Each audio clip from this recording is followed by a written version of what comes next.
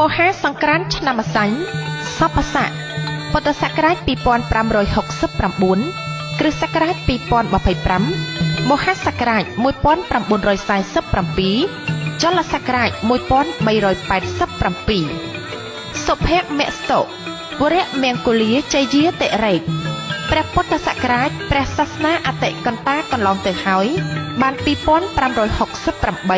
ត្រឹមថ្ងៃអាទិត្យ15កើតខែពិសាខលុះដល់ថ្ងៃច័ន្ទ1រោចខែពិសាខឆ្នាំម្សាញ់សពស័កតទៅ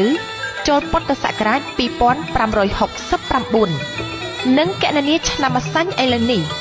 សង្ក្រាន្តចូលនៅថ្ងៃច័ន្ទ2រោចខែចែកត្រូវនឹងថ្ងៃទី14ខែមេសាគ្រិស្តសករាជ2025វេលាម៉ោង4:48នាទីពេលនោះព្រះអាទិត្យចេញពីមជ្ឈរាសីស្ថិតនៅឯមេសរាសីតាមផ្លូវកូវិថីគឺផ្លូវកណ្ដាលមានទេវធីតាមួយព្រះអង្គជាមគ្គនិយិកាព្រះនាមកូរិកៈទេវី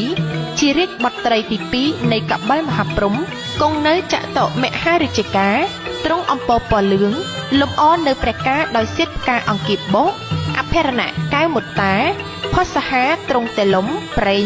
ព្រះហស្តស្ដាំទ្រង់ព្រះខ័នព្រះហស្តឆ្វេងទ្រង់ឈើច្រត់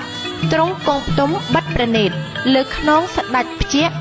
ស្ដេចខ្លាជាយានពីហណៈទៅនាំអស់ទេវបុត្រទេវធីតាទាំងមួយសែនកោដ្ឋហោះទៅកាន់គុហាកៅធម្មមេលី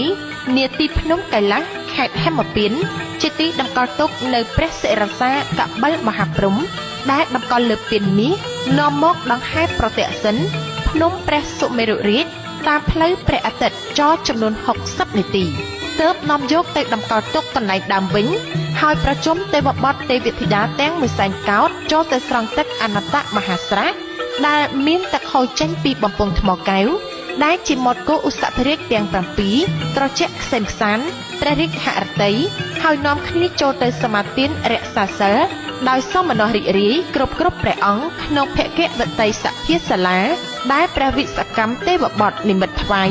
ដើម្បីបន្ទោបងអបមង្គលឲ្យជ្រះស្រឡះហើយចម្រើននៅសិរីសួស្តីជ័យមង្គលជន្មាយុយិនយូរដល់ទេវតានិងមនុស្សសត្វផងទាំងឡាយតាំងពីឆ្នាំថ្មីចូលមកនេះបានទូលំទូលាយសុខក្សែមខ្សាន្តតរៀងទៅ